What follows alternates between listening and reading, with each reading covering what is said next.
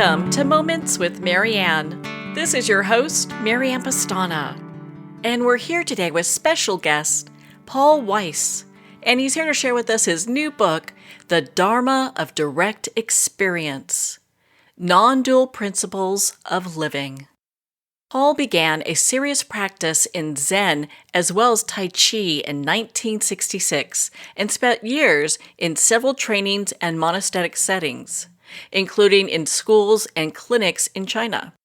In 1981, he founded the Whole Health Center in Maine, where he teaches, counsels, and offers meditation retreats and his True Heart, True Mind Intensive. So let's welcome to the show, Paul Weiss.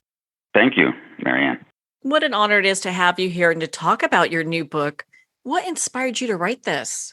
Well, that's a good question. I actually talk about that at the beginning of the book.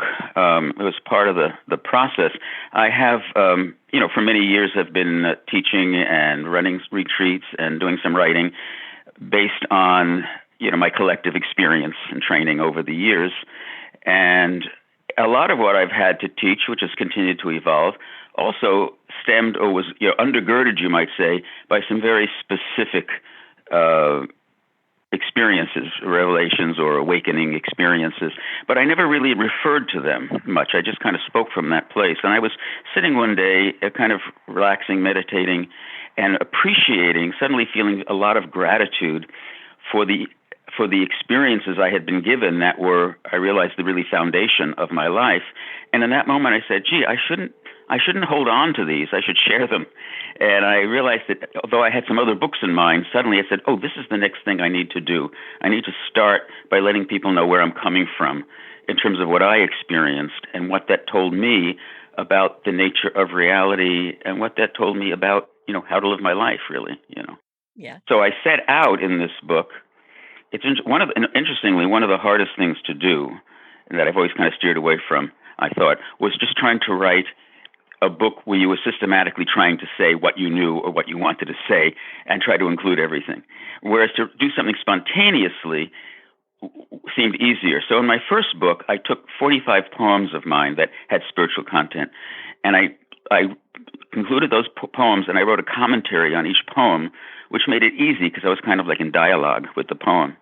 And in this case, I realized it was something similar because I took I think it was about 9 of my most significant experiences and did my best to communicate them, to describe them as clearly as possible, and then kind of commented based on those experiences.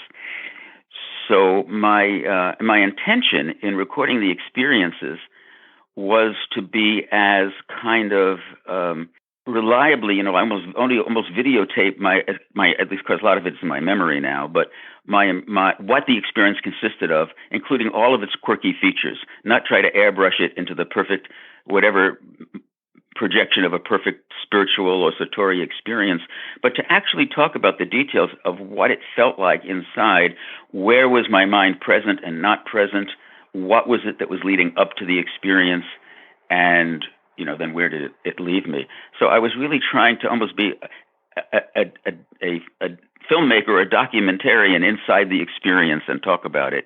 And then I put it into the context of how does this fit into the context of, the traditional teachings, Buddhist teachings, Enlightenment teachings. And so that was the first section of the book. And that was actually my original intention. But then as I finished it, I said, well, I can't just leave it hanging. I need to talk a little bit about some basic principles here. What does this tell us? And what can we, learn from this that would be useful? And so I started working on the second section in which I just started with several ideas or principles or paradigms that to me seemed fundamental and significant. And then I kind of did a chapter on each one. And that's how the second part of the book began to evolve. Well, thank you for taking the time to share that with us. And your title, the Dharma of Direct Experience. So when we look at that, what does that mean? Okay, so first let me say direct experience. By what I mean by direct experience, there's a couple of ways or levels in which that can be understood. And one is, obviously when we're talking about what we're experiencing right now, rather than our ideas, or projections, and that we're in the moment talking about our direct experience. So that's one level of direct experience. But then there's a subtler level of that, because really, even when we're in the moment, seeming to be in our direct experience, the fact is that our experience is modified or travels through by way of all of our mental constructs, our mental representations, our sense impressions, this kind of thing. And so even our so-called direct experience is not truly direct, because it's coming through all the structures of the mind that tend to shape and form. And the most basic structures of the mind are dualistic structures, right? The structures that tend to basically separate us from everything else and divide the world up, in certain logical and separate ways. And that can be functional, but in this sense, it's not truly direct. So the deeper meaning of direct experience, if we to talk about, let's say, an enlightenment experience, is when all the structures just fall away. And there's some other organ of knowing, you might say, that's simply directly apprehending reality. In my experience, one of the ways I talked about it in the book is, in that moment, it feels like reality is looking at itself, because that's all there is. And there's nobody in the way there called me that's separate. So that would be a direct or non-dual experience, because the structures of the mind can't experience that way. They can have an idea about it. But when those structures fall away, then there's nobody experiencing. There's just experiencing itself. So that's a kind of direct. That's pretty direct. And Dharma, of course, is an ancient Sanskrit term, both in Indian and in Hindu and Buddhist traditions. That means, has a lot of different meanings. But one level of the meaning is the law, the truth, the way of things, the nature of things, and also how to live in accord with, or let's say the Buddha Dharma would be the Buddha's teaching on the nature of reality, as well as the teaching on the practices that help us to become available to the nature of reality. So that would be one way of understanding the Dharma. So this is simply the Dharma, or that relationship to reality, that is based on understanding this capacity for direct experience and our availability to it. So, because a lot of Dharma, of course, is teaching, intellectual teaching, etc. But to recognize that an important part of the Dharma, and even more importantly, an important part of our own capacity as a human being, is to be able to directly experience. So I know you talk about non-duality in your book, and I'd love for you to kind of break that down for our listeners that are new to that as well. The simplest everyday, I like to say, you can have a very highfalutin intellectual or spiritual definition of non-duality, but one definition of non-duality is not to be at war with yourself, right? Not to be at war with the world. And whether or not there are certain moments in life when we're just present and things are what they are, and there's no self-consciousness, there's no separation, there's no putting things into categories. And in a sense, even though one may not think they're having, quote unquote, a spiritual experience, they're in a kind of natural, non-dual state of just being present for things as they are, because the structures, again, the dualistic structures of the mind, the structures of the mind that first separate everything and then kind of have an opinion about everything that's been separated, they're completely relaxed. And so we're just in harmony with things. So that is a kind of an everyday non-duality. And then the other level is simply to recognize, and I want to say one thing, actually. Non-duality is a tricky word, and I wasn't even sure I wanted that word in the title. It was not exactly my choice, because people have a fetish about the word non-dual and say, I'm non-dual. But in a sense, there's no such thing as non-duality, because non-duality is opposed to what? And as soon as you say opposed to what, you're already getting dualistic again. So it's just really relaxing everything and letting things be as they are. But at a certain level of that, there is the immediate perception that every way we separated ourselves out from the field of life, you might say, and every way we have separated ourselves out from being part of one interpenetrating wholeness, or as I say in the book, one of my first strong experiences, the word that came into my mind was inexhaustible non-exclusiveness. meaning you could never get to the end of how much ultimately everything was the same as everything else. It's natural for us, of course, to say everything is different than everything else. But at that level of perception, you see, that is just a distorted level of perception, that everything comes out of a field in which everything participates in everything else, everything gives rise to everything else, everything supports everything else, and there's nowhere you can make a line or a distinction. And it's even possible for our consciousness to simply recognize that and rest with that. And that's not meant to be lost in some, again, far out meditative state. It's a simplicity that also allows us to move into our life with a greater openness, a greater mutuality, a greater simplicity. So that's some of what I would mean by non-duality. Well, thank you. In the beginning of our conversation, you talked about just the gift of your past experiences. And I think a lot of people are in a place where maybe they're new to that thought process, or perhaps this is something that they're working on. How do we get to this point where we can look at our experience as a gift and good and bad and labeling? Mm-hmm. That's a good question. How do we get to the point where we can look at anything as a gift, really? Yeah. And how do we begin to relax the labeling? And I think part of it starts by recognizing how much we don't do that, how much we have a pit that we carry consciously or unconsciously, instinctive ideas about things that in some way are negative, in which we shut down our capacity to experience the blessing of the moment. In fact, I have a long piece of writing, which may be part of my next book, called The Blessing Way. And it talks about how we've developed, again, as part of these structures of the mind, we naturally develop certain negative ideas about things. We're open to some extent, but beyond that, we're not, etc. And we don't realize how much these negative assumptions or these limiting assumptions structure and limit our way of experiencing, including a way of lessening, again, the gift of life, the openness and the mystery of things. So once we begin to recognize that, part of the process is to consciously recognize and, in a sense, take responsibility for where we notice ourselves bringing in a negative mindset and say, how do I begin to change that? How do I begin to reallow? How do I begin to bless my experience unconditionally? And that doesn't mean to become dumb about what's happening or what feels good or what feels bad, but it's how do we begin to learn to hold our experience in a way where we're not always imposing judgments on it, negative judgments. And how do we then begin to see that our own capacity to be present, our own capacity to be aware, and our own capacity just to hold things in compassion is our great, in a sense, our great gift, our great capacity to actually, to step into our full being, that we have that capacity as individuals. But we have to begin to recognize and then practice that, because by habit, we tend to fall away.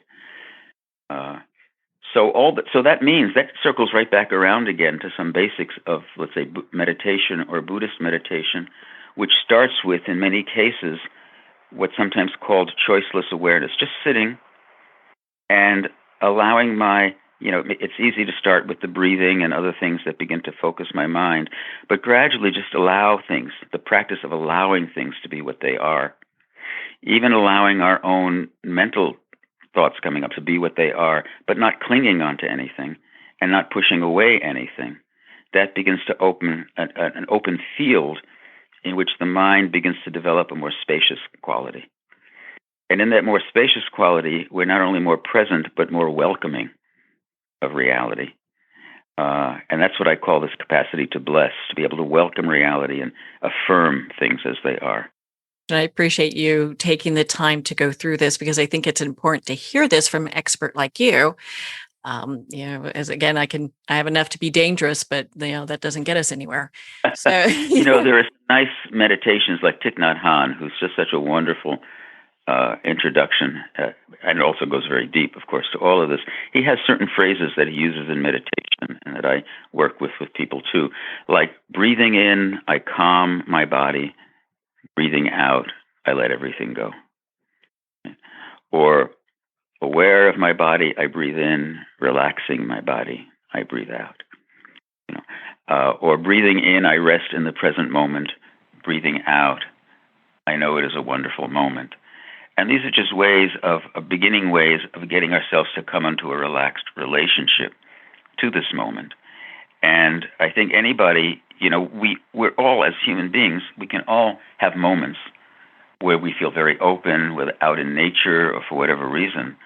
But to really cultivate that is the next step. Say, I want my life to really be about that, and I want to really learn how to be present and to allow that more and more. And that requires a conscious practice.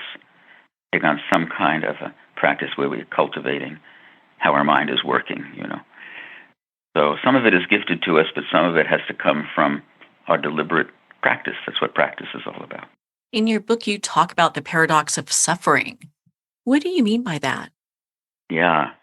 Well, it's obviously a paradox to say that, that reality is innately harmonious and beautiful and, radiant, or God is love, or any of this.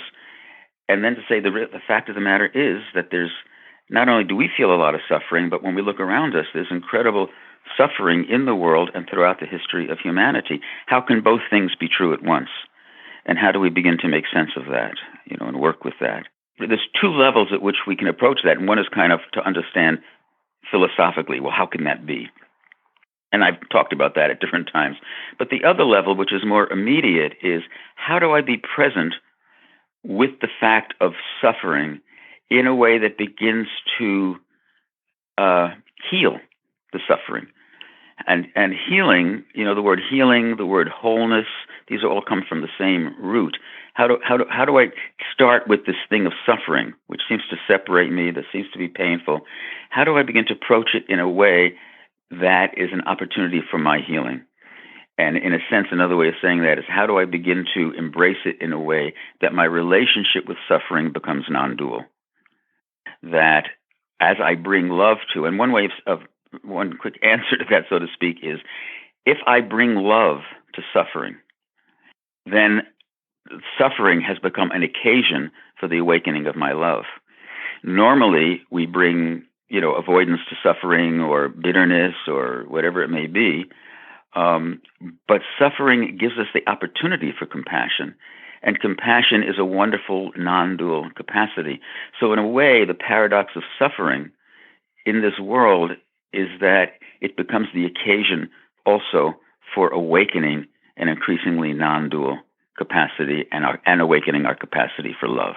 If we choose that way, if we're conscious enough to choose that.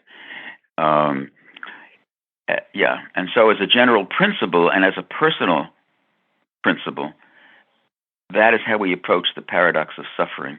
You can say, how can something so opposite from what I want, how can I hold space for it? And that's the paradox of non-separation.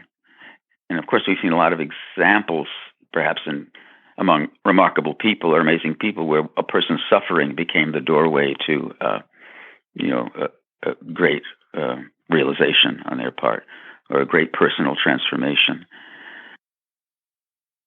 So it's like, I have a phrase that I mention in the book, and that I use a lot with myself, and I've shared with others. And it says, persist as love despite all evidence to the contrary. And that's a kind of a non-dual formula. It's easy to say, all right, persist as love when it's easy. But what about all the reasons that make it obvious that it's not to do that?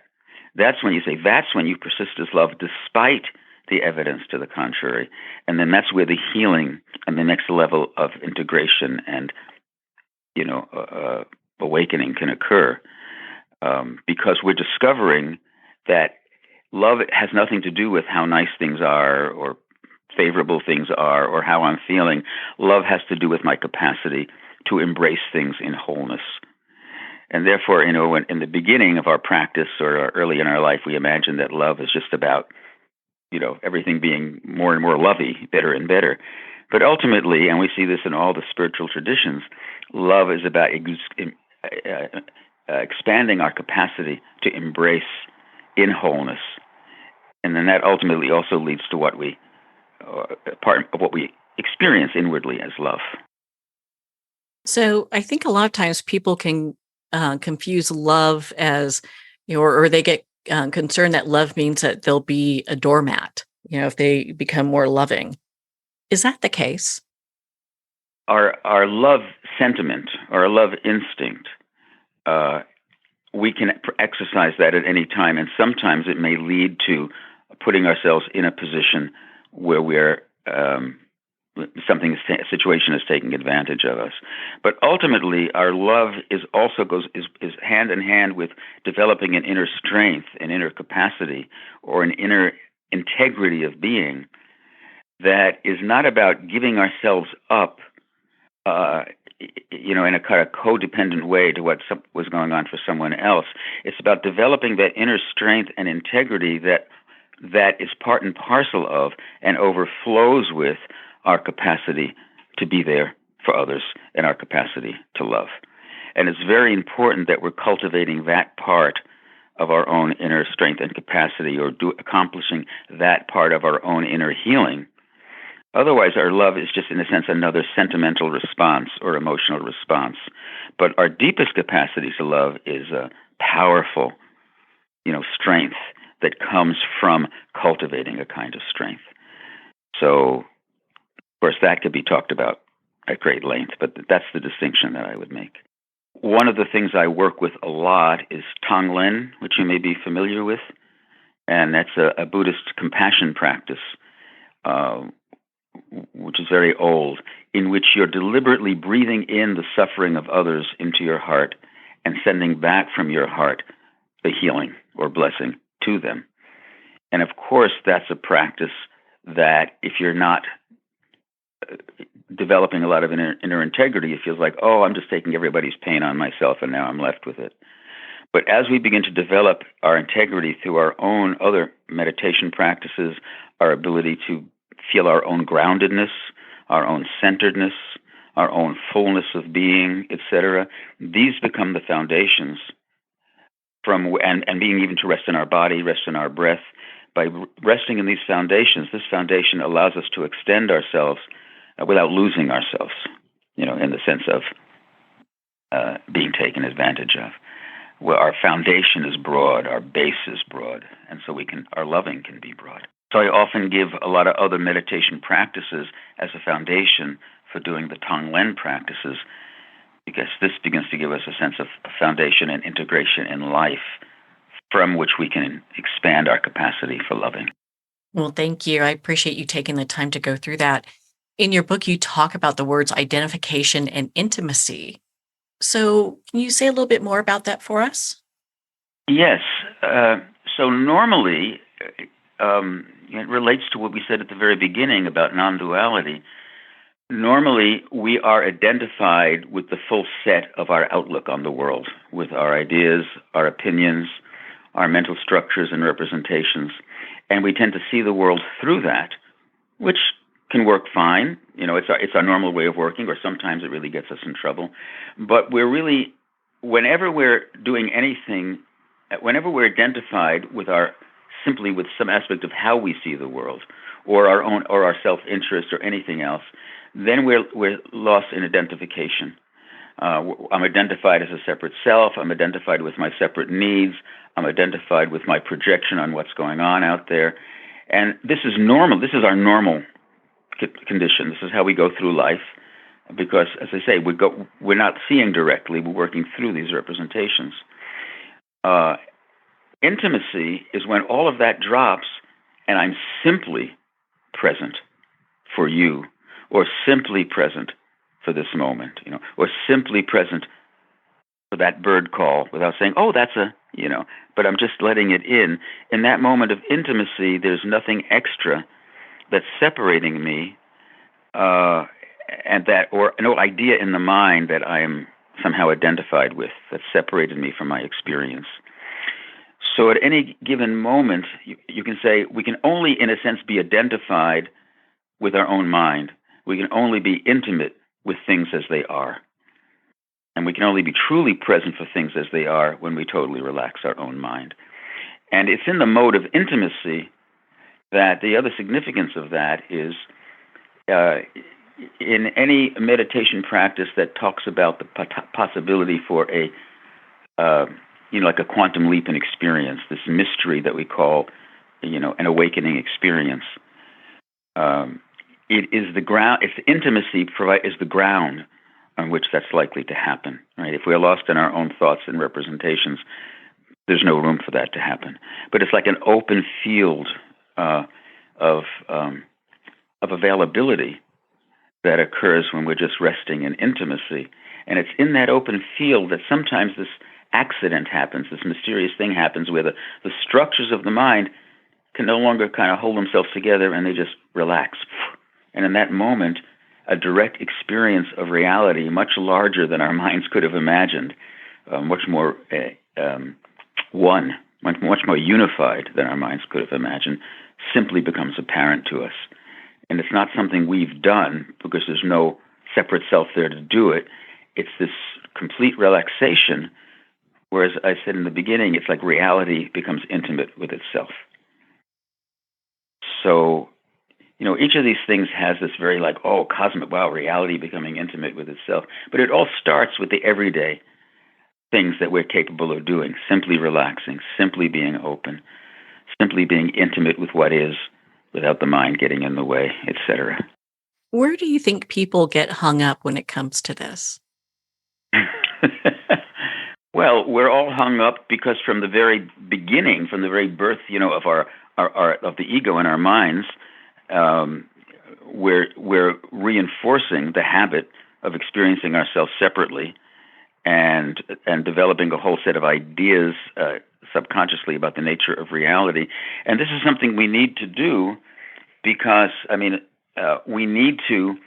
It's normal for us, our human functioning, aside from whatever we're talking about, the ultimate nature of reality. It's essential for our human functioning as human organisms to have some kind of sense of self that can navigate this world and take care of itself. So the structures of a separate self are natural.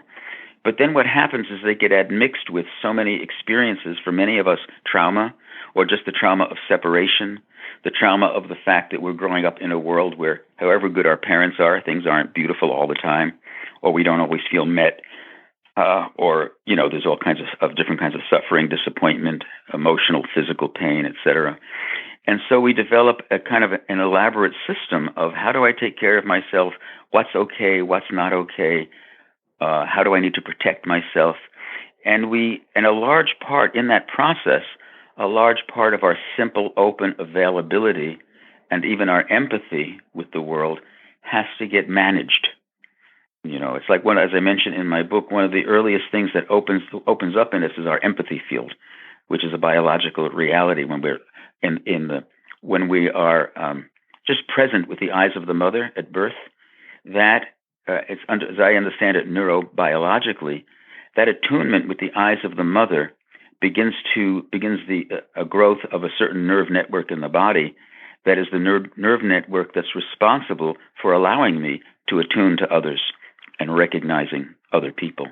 And it's that same nerve network that allows me to feel myself subjectively and have empathy for myself. So one of the first things that gets laid down in our life is this empathy field, which we're simply open to reality and open to others. But in a sense, we can't afford to stay there. We begin to discover, reality is not just being bathed in the eyes of the mother. There's a lot going on here. Some of it doesn't feel so good. So we begin to shut down some of that empathy field, and we begin to develop these mental circuitries that tells us how to be, how to survive, how to develop our self-image or our self-sense, etc. And so it's natural for us that we are living in the midst of this wiring, you might say, this network that keeps us separate, that keeps us in this other mode. But the great gift that we have as human beings, biologically, you might say, as well as spiritually, is that our brains and our nervous system have the capacity, and the most developed parts of our nervous system have the capacity to enter into a state of open presence. Right? We all have the capacity for non-judgmental presence, for openness, for attuning. We don't perhaps use it all the time, but we have the capacity for it. So as we build that capacity, we can begin to transform those automatic structures that keep us limited and separate, we can begin to deliberately cultivate a way of being that is becoming more open, right, and more intimate. In your book, you talk about the twin principle. What is that? Yes, I love that. You're asking me such great questions, like you're handing me ice cream cones here. Oh, well, I love to talk about the twin principle. The twin principle, which in a way we've been talking about right along, is the twin principle that the nature of being, right, is for itself. In other words, when we're simply one with being, or if we posit, a divine reality, or when we awaken to this universal harmony, when we have an experience of that, it doesn't have any secondary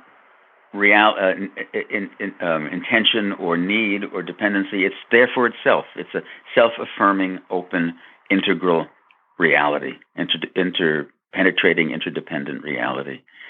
And that reality, by its nature, is kind of overflowing with creative energy. And we can say that this is like a metaphysical mystery. Why is this oneness, this unity of God? Why is it so creative and manifest as everything? So why does nothing or oneness manifest as everything? And in the most positive way of understanding it is its generosity of being, generosity of energy. So this principle is that this oneness of being, this integrity of being, also naturally expresses as a generosity of being, or a giving away of its own being. So in us too, as we cultivate, we're cultivating the capacity, and I should say then once the ego comes in, as we were talking about a moment before, a different principle comes in. The twin principle is the identity of the in itself. I exist in itself, and it also exists for others, for this generosity of being. But the ego comes in the middle of that and introduces a third principle, which is a fictitious principle, which is the for itself. Now I'm a separate thing that has to be here primarily for me.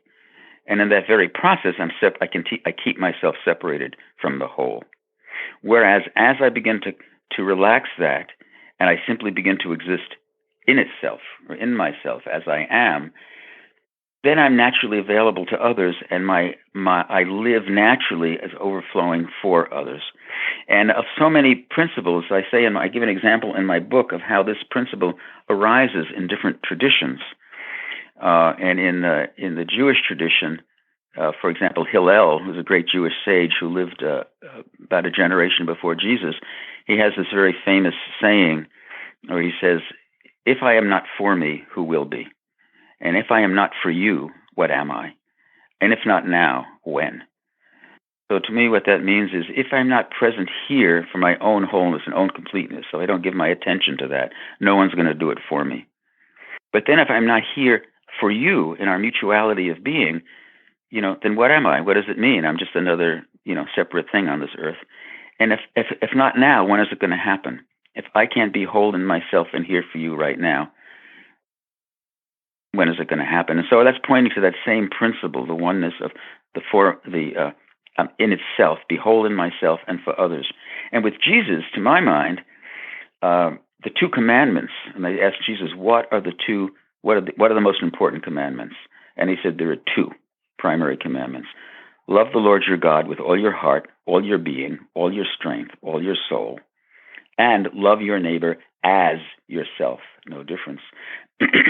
And so often that phrase of Jesus is like it's not a churchy teaching. It's not saying shape up and love God and follow these principles. It's a call to wholeness. It's a call to being able to be present for this reality with all our being, all our heart, all our soul, all our strength. So in a sense, it's a call to integrity, to be in integrity with God, wholeness with God. And then the second principle is the same, like unto it. Having done that, be there for others and love your neighbors as yourself. So ever since I keep seeing that principle everywhere anyway. So that's the twin principle. So I talk about that in my book at some point. For people who are new to meditation and the practice of this, you speak like a philosopher, and I love hearing you talk about the Zen practices and meditation in Buddhism. Hmm. Where do you think you have developed all this wisdom from?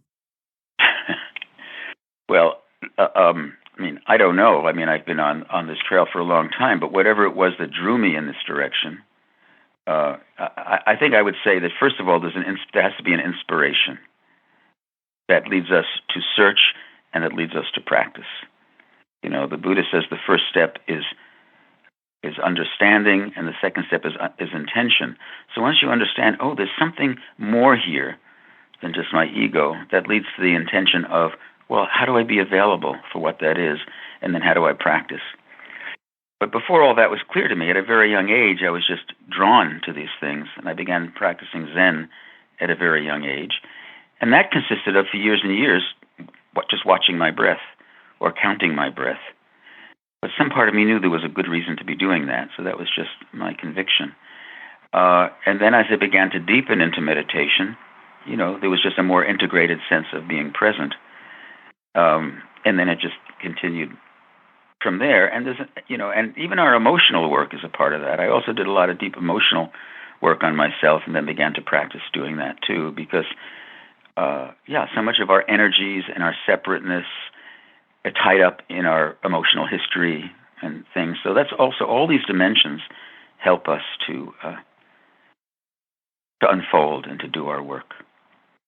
But I would say that to keep it very simple in terms of meditation is to, the moment we say, you know, I also have to take some time just to sit down, just to be here, just to pay attention, just to let myself breathe, just to be in my body, and see what's here, let everything be. And that doesn't happen very romantically in the beginning. We just sit there, you know, our mind is running on, or our knees are aching. But some part of us says, no, this is important, I have to. And gradually, because of that, a seed is planted in which we can begin, in which, in addition to everything else going on in our life, that part of our life can be nurtured and room can be made for it. Well, I think I'll put you on the hot seat here with Okay. this question.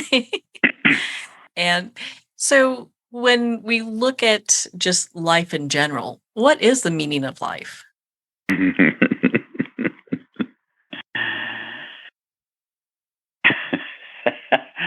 I find myself, you know, without intending, to be in this kind of Zen position of just a big smile on my face. But if I was to translate that smile, what it would say is, any attempts to come up with an idea or a thought or a meaning, right, is already separating. It's just coming up with an idea. Whereas to relax and open with a smile, you know, you might say, and to feel love in your heart is already expressing the meaning without philosophy, without words, because you might say it's to allow life to come into itself in its fullness. It's not about something I have to do somewhere or make happen or a philosophical idea. It's the place where life is allowed to come into itself, where love is allowed to come into itself. You know, one Tibetan teacher says very clearly the meaning of life is compassion. You know, that's the unique thing we get to do here, simply because there's suffering. We get to bring compassion, and that is the vital spiritual realm. So we can also talk that way. Obviously, because books and books have been written, we can go on and on talking about the meaning of life. But you know, in the series of meditations that I often give, and these come from Thich Nhat Hanh, who is just wonderful, where I started out saying, you know, breathing in, I calm my body; breathing out, I let everything go. The last one in that series that I work with is breathing in, I calm my body, and breathing out, I smile. And the smile is a way of coming into this moment of being and giving our simple affirmation. And the smile is a very beautiful thing because, you know, biologically, that smile is directly connected to the heart. When we relax with a complete smile, there's a softening, you know, in the face, a softening in the chest, a softening in the heart, a softening in our life. And for that moment, we're simply available for life naturally and for others in a very gentle and open and loving way. And then to have to construct some kind of philosophical meaning beyond that would be really extra. get extra Yeah. credit for that, right? Extra unnecessary work, because it won't. No understanding of the meaning of life is going to make us happy. But to relax and smile in this moment, is going to make us available. So, and in that moment, you could say, well, reality is there for itself. What more meaning could there be? Well, I feel like in many ways, the last few years, what we've all been through has made us kind of look at life in a new way and reassess what's important. And Yes, true being for in the many. present moment, yeah, from your book, that's one thing I'm just able to just pick up right away is just being in that present moment. What a gift that is. Yes, yeah, because it's all here. I mean, as I think I say in the phrase I use in the opening chapters, all reality begins in this moment of experience. Where else could it begin, right? So this moment of experience, and this moment of awareness or presence is the doorway to everything, right? But we so rarely do we come back to sit in this doorway, right? But once our mind goes into trying to figure out everything that's out there, we're no longer sitting in the doorway, et cetera, So to be able to recognize the gift of, and the time to give it priority, to relax and be with this moment. And there's so many ways of being with the moment, to open ourselves up to sounds all around us, to open ourselves up to our own breathing, right? And even to open ourselves up to, the movements of feeling and in the body, of emotion and or thoughts, and to be able to see and feel our passing emotions, but simply be present for them, not to turn them into some kind of opinion about myself or my opinion about others, or some way of acting or some way of reacting, but simply noticing the sensations of feelings, the miracle that we have feelings, and simply be present with them and breathe with them is also a way of resting in the present moment, and is very healing to do. Is there a practice you can walk us through right now for our listeners? Sure. Okay. Yeah. I will give, and I can just say, the simplest practice would be to start with just one simple thing, like watching the breath come and go. But I'll just put a couple of things together. So first of all, I sometimes work with what I would call mantras, which are just little phrases that keep us on track. And one mantra I sometimes work with is body, breath, and feelings, or body, breath, and being. And we're being invited by this mantra to just be present for it one step at a time. So wherever we are in this moment, or presumably we're sitting somewhere, and sit comfortably, and then just bring up the word body as a way of reminding ourselves to just tune in and be present with the body, simply. And the mind's always going to want to wander away. That's natural. But we're using this practice and the word body to keep bringing us back. And then we can begin to notice, just saying body may not ground us very much, but then we can begin to be very specific. Let me actually feel the felt sensation of my backside sitting on my chair or on my cushion. And let me notice, so I'm not thinking about my body, I'm not visualizing my body, I'm actually feeling into it. What does it feel like to be a body? And I'm being very specific. Let me feel my backside on the chair. And then second, let me rest there. Can it be sufficient for me in this moment to feel that sensation that I call backside on my chair, but it's just a sensation that I notice, and simply rest there and use that as a way of staying present for this moment. And at the same time, I'm starting to feel grounded. I might even feel that sense of groundedness, or feeling the sensation of my feet on the floor. Actual sensation that tells me, perhaps even if my eyes are closed, oh, my feet are resting on the floor, and to feel that sensation. And as we feel these simple sensations, feel my backside, I feel my feet, we notice that I can feel more than one thing at once. If I'm just in my awareness, it's very open. So I can feel my backside, and then I can feel my arms, my hands resting together on my lap or touching. I can feel my feet on the floor. I can feel my back resting against the back of the chair. And I can go through these slowly, adding each new thing without letting go of the other one, and noticing, wow, I can really stay present for all of that at once. And in that way, I'm beginning to practice a body awareness that simply keeps me present and one with myself in a way. I may even have a kind of general sense, we all have an inner sense of our whole body sensation. I know what shape my body is in, I know what posture I'm sitting in. And that's an inner sensation. So I can feel my overall body, I can feel my feet on the floor. And so in the beginning, we can just practice, can I allow all those sensations in?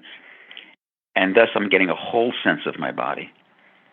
My mind is busy, that's hard, but as I practice, I can feel that.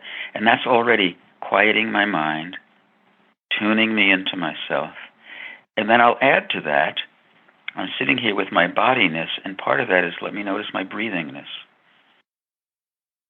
And I just watch the rhythm of my breath coming and going, however it's happening.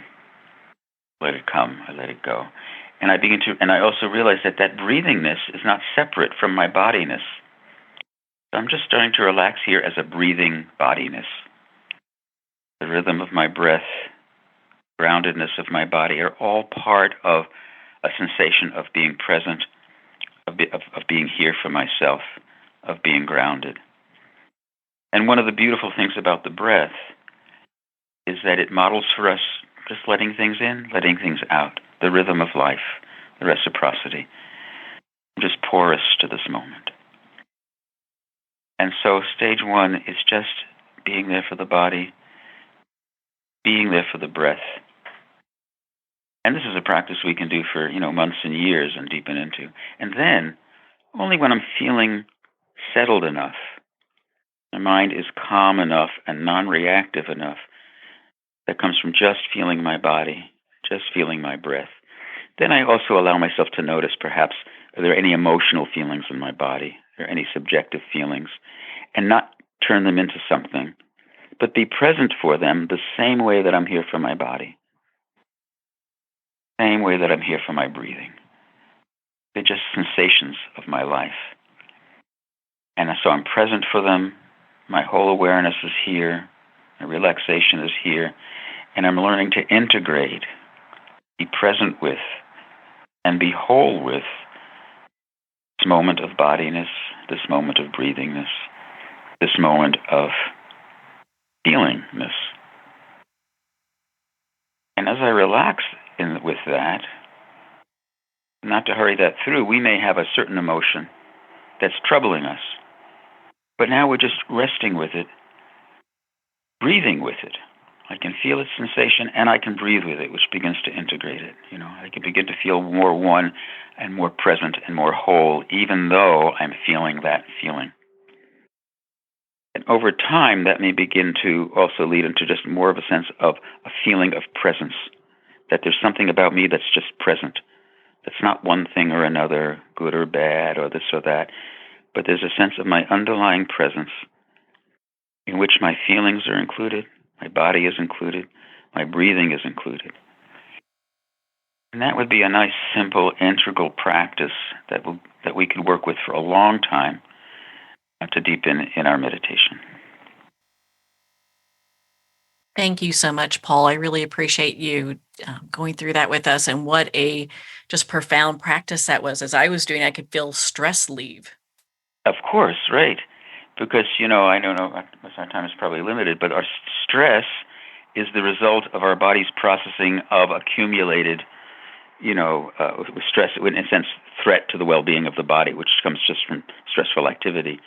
And it affects a certain part of our nervous system, of automatic nervous system, and it tends to leave us with stressful thoughts or feelings, which keeps the stressful biology going, and it goes in a circle. And whenever we intervene with that and step out of that cycle, which always means simply being present, I can even feel a feeling I call stress, then I can just be present for it and breathe with it in the same way. I've broken the cycle, and now I'm coming into a presence cycle rather than a stress cycle. Very powerful. That is, my goodness. Well, Paul, where can our listeners connect with you and be part of your community and learn more about your work? And I know you've got an intensive coming up as well. Yes. We have an intensive coming up the second week of June, the 8th to the 12th, which is a kind of a process we've been doing now for 40 years, in which you might say all of the teachings, that we've been talking about, come together in this. It's a very intensive, gentle but intensive process, that combines a basic contemplation, which simply means being able to be present for ourselves as we are, with communication, and developing a intimate communication with others connected to an intimate relationship to our own selves. And so that people, over the course of 3 days, working with the question, who am I? Not as an intellectual question, but as a way of tuning in to what's my realist experience of myself right now. Can I stay present for it? And then whatever comes up, I communicate it to my partner, who's just a pure listener. Right? And that goes on for a while, and then we change roles, and I just be a pure listener for my partner. What happens over 3 days is I'm going into deeper levels of myself, becoming more integrated, at the same time that I'm learning to become more present and open with a partner. Intimate, not in the sense of, personal intimacy, but intimate in the sense of just being totally present. And those two things together seem to contribute from both sides to that capacity to have an awakening experience or a shift in consciousness, which is what can also happen on those. So that's called True Heart, True Mind, that process. It's also done elsewhere under other names, but I've been doing it that way for many years. And it's on our website, and there's a lot of information about, you can go to True Heart, True Mind and find out all about that process, which is kind of our flagship retreat, you might say. And on our website also, you'll see everything we've been doing over the last 40 years, what our principles are, where we're coming from. You can access a lot of tapes of talks of mine, including a whole series of talks on Tonglen that I referred to before. And you can reach me directly. I also do, counseling personally and remotely. So I'm just available. And so that our website is thewholehealthcenter.org. You have to have the in there. Thewholehealthcenter.org. Well, Paul, thank you so much for taking the time to be on the show with us here today. Well, the opposite, absolutely even more so. Thank you so much for being willing to have me on. So thank you. Well, thank you, Paul. It has been such an honor to spend this time with you and to talk about your new book, The Dharma of Direct Experience, Non-Dual Principles of Living. The Dharma of Direct Experience is available at Amazon, Barnes & Noble, and everywhere books are sold. And remember, support our indie bookstores, so if you don't see it on the shelf, just ask for them to order it. Well, on that note, we're going to pause here for a quick moment, and we'll be right back after this message.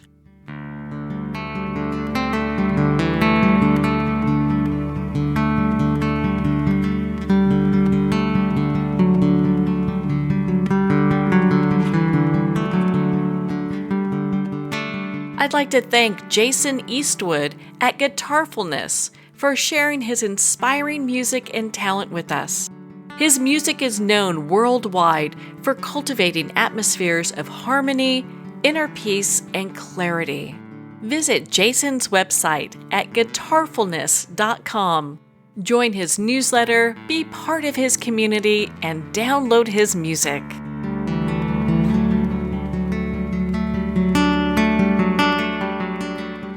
Well, we're at the end of our time today. I'd like to thank everyone for tuning in. You've been listening to Moments with Marianne, where we make every moment count.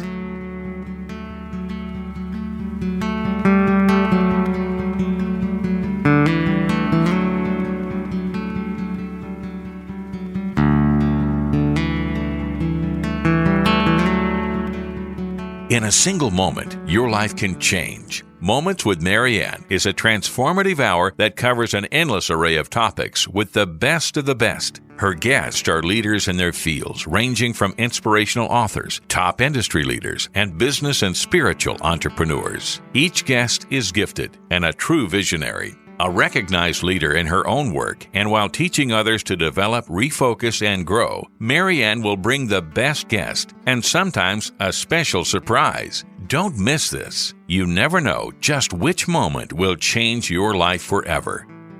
Make sure to tune in and visit momentswithmarianne.com for more information.